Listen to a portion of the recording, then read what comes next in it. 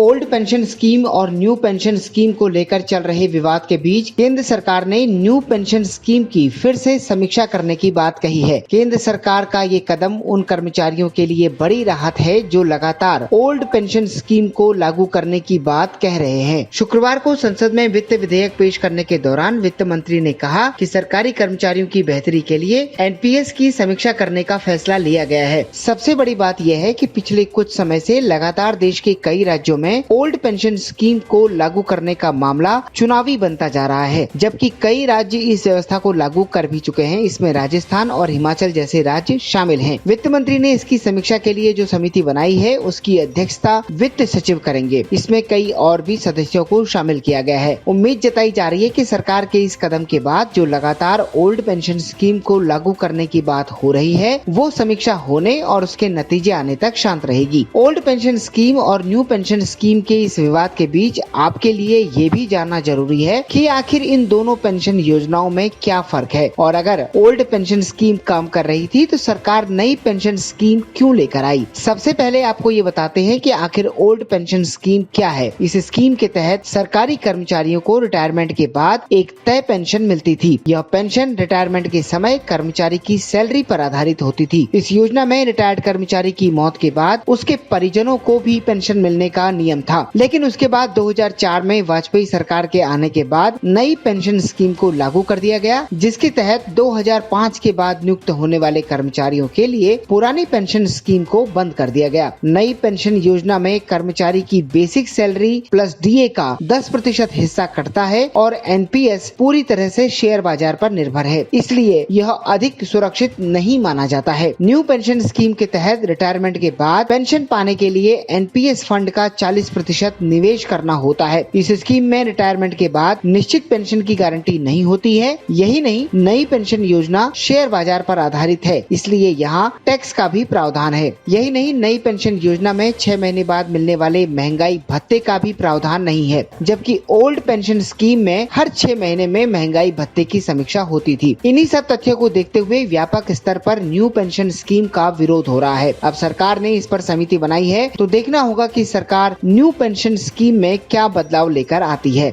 आपको हमारी ये रिपोर्ट कैसी लगी कमेंट करके जरूर बताइए। हमारे चैनल को लाइक और सब्सक्राइब करना ना भूलें।